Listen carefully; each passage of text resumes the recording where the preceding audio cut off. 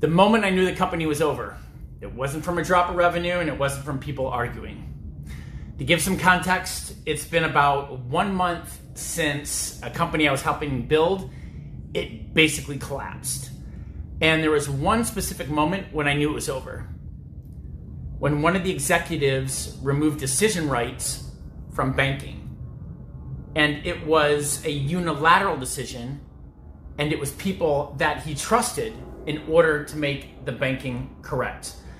And man, that taught some brutal leadership lessons and things that I've seen happen over and over again in companies.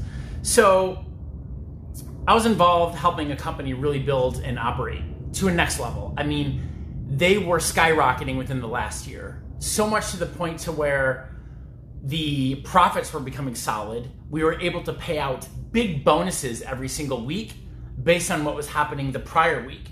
We had a huge growth vision. It seemed like everyone on the bus had solid characters. We trusted everyone on the bus. We had multiple executives involved, and things just like super strong from the outside as well as the inside.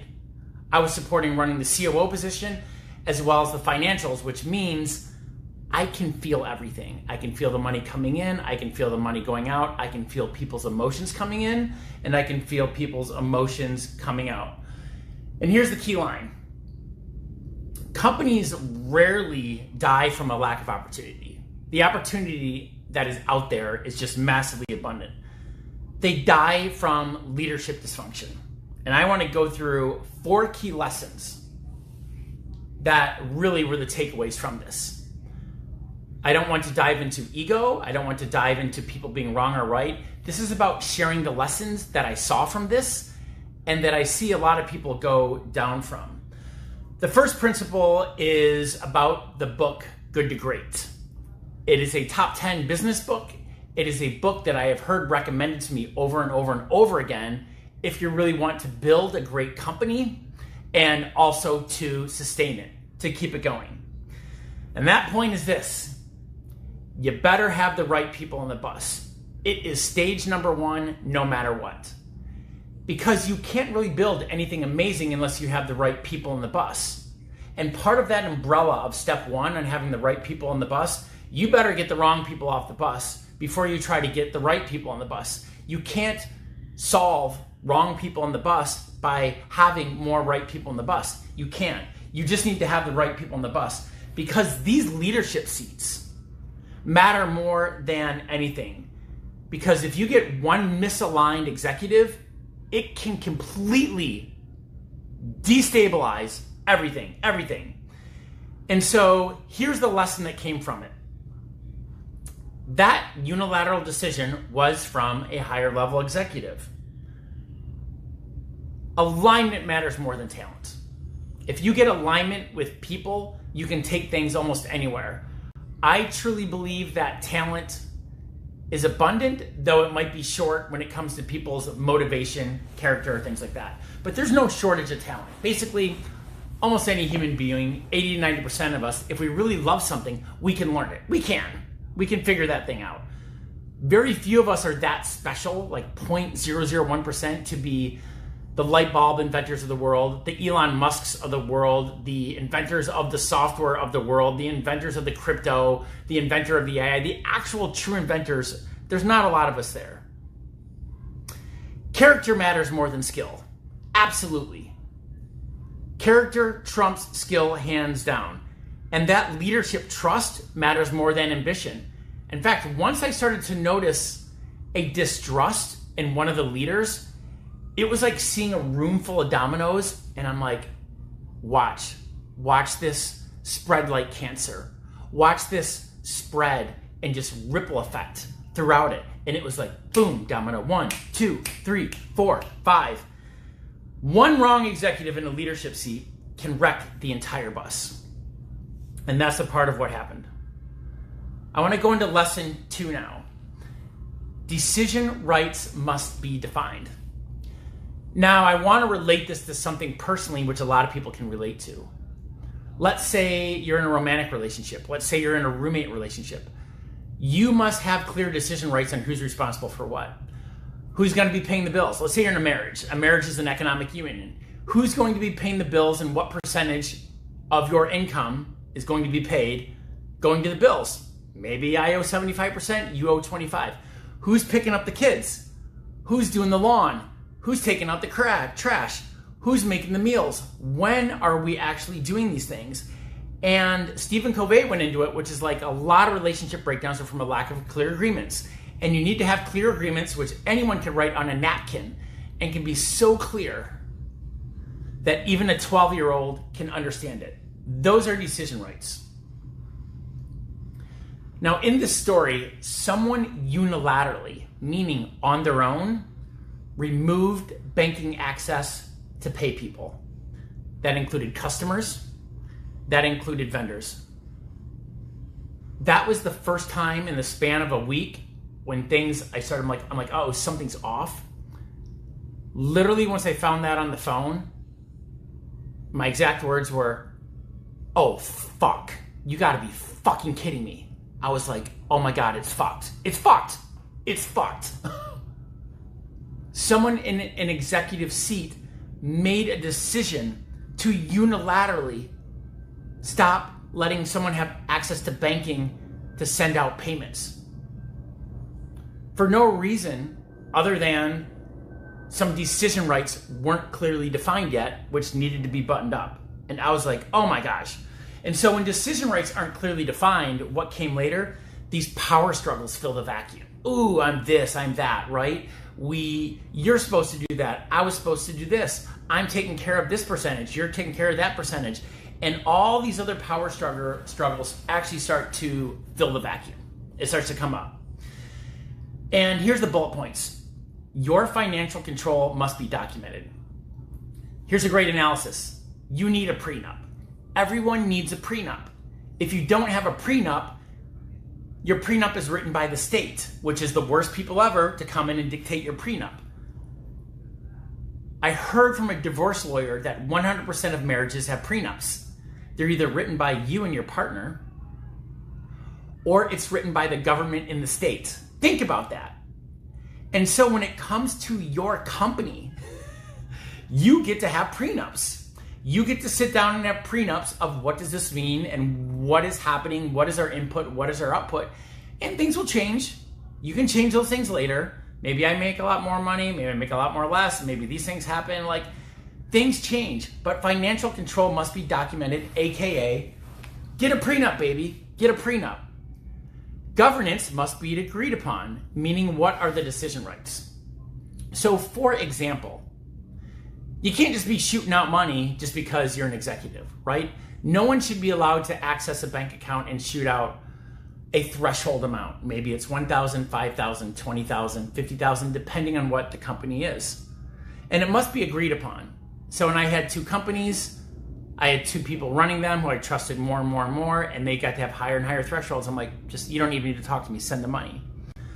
But in this particular scenario, the one executive who froze the decision rights of other people in access to the banking, in my experience, they had the least financial intelligence. They had very little accounting and very little financial literacy. And therefore, there were decisions made by them that were emotional, and so that decision right needed to be controlled. He couldn't be just one who was going to send out money. It needed to be regulated. Well, the problem is all of a sudden they took kind of financial decision rights, and next thing you know, that governance wasn't agreed upon, and that caused a lot of troubles. Next thing you know, you got banks and lenders and people saying like, well, who do I even believe? Who do I believe? Executive one, executive two? That becomes crazy, right? Because that's not well documented, and people don't know who to believe, and it just freezes operations. And those leadership roles must be clear. So financial control must be documented, have a prenup. Governance must be agreed upon, have a prenup. Leadership roles must be clear, have a prenup. I'm the one who makes the money, you're the one who makes the food, something like that. And the strong line is this: the moment that decision rights get hijacked, the company stops being a company. It's basically done. Lesson number 3. Systems protect companies from personalities. Here's the deeper lesson. Even good people can still make destructive decisions.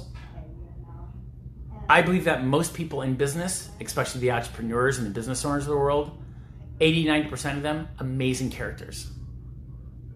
But we can still make destructive decisions, not because we have malintent, but there's things that we don't see. There's things that we don't understand. I only have limited capacity, right?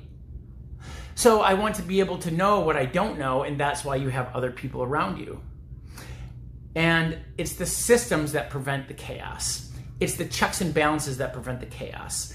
It's the same reason that when companies go to a nuclear war, that there's probably 5 to 10 people with different codes to allow even one thing to go. Like, imagine if Hitler was the only person, or a scenario like that, where Hitler's the only person to actually be able to launch the code. Like, that's chaos. You get some person being emotional. You can argue all sides of the coin and all sides of the politics. What if that one person had control? That's bad. That is bad. There's no checks and balances. And it's these agreements that protect everyone. So the bullet points are, good people can still make destructive decisions. The systems are what prevent the chaos, and the agreements protect everyone. So if your company actually depends on personalities behaving well, it's total fragile. It's like playing Jenga, sitting up, it's growing bigger and bigger and bigger with weaker and weaker support, and just one wrong wind will end up taking it entirely down. And what's protect those companies? Written governance. Write it down, write it down, write it down. If you can't write this down on a napkin or a Google Doc so a 12-year-old can understand it, you will create confusion, and the confusion will create the chaos. Operational playbooks. Operational playbooks are simple. That's what allows everyone to make a lot more money in less time to have a lot more time off. That's why teams succeed. All coaches and all teams run playbooks in business, sports, personal, anything else. It's a playbook. Parents that get together to run the playbook on how they're going to run their home and their kids and their family. It's just a playbook. It's the recurring nature of it. Financial control structure. You want to make sure when you come to access inside of the banking and what's coming in and what's coming out, who actually has rights to do what and on what thresholds. So lesson number 4 is also a good one, because a lot of people have been asking into how can an entrepreneurial experience, how can you also be healthy emotionally, mentally, physically?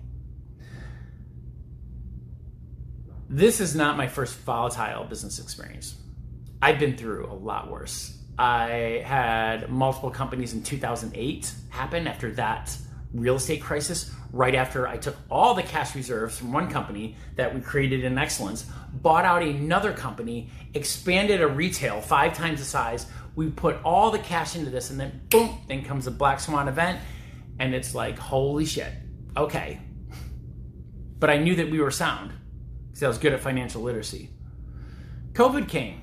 We're launching multiple companies again. Hey, we didn't see that company. All these wins and losses, they just happen. It's a part of entrepreneurship. It's a part of life. You go big. Sometimes you can see things. Sometimes you don't. But the key insight is this: is entrepreneurship really trains your nervous system to survive volatility. It's almost like a really volatile stock environment with the S&P. I mean, some weeks you might be going like this, but the days can just go up and down. Sometimes the weeks can go up and down. It's extremely volatile. Some days are like, you're ready to go celebrate, grab a glass of wine, grab your partner, have some friends, celebrate on your own, take a vacation. And the other days you're just like, shit, you gotta be kidding me. It's a full range of spectrum. Businesses can disappear, your capability doesn't. That's the end of the lesson 4. So I want to give this closing lesson for 1 minute. Have these notes with me. Let's summarize the bullet recaps. Right people on the bus. Define your decision rights. Systems over personalities. And the resilience as a founder. So this lesson isn't failure. All successes are based on failures. I don't know how many times I fail in a day, all of the micro little failures that we do. Could be a game of pickleball, volleyball, building a business, an important relationship conversation. There's just so many, and they're everything from a tiny little crack to like a giant mountain. The lesson is building companies that can't be broken by leadership chaos. Because if you get one person holding the control and they start making unilateral decisions without checks and balances in play, where other people are trusted, possibly more intelligent, then the whole system can actually break. One little flick, boom, done. One little flick, boom, done. And so I want to end with this. Every time a company collapses, you can either walk away bitter or you extract the playbook. I've always chosen the playbook. It's so easy to extract the playbook. This is what we do. This is why we do it. This is how often we do it. This is how we do it. And this is how we track it. So, what leadership lesson has caught you the most in business? I'm curious about that. And they're just lessons. That's all we do and walk away from and what's possible. And all you do is take the lessons with you. You take your own responsibilities because we're all responsible and things that could happen. And we move forward with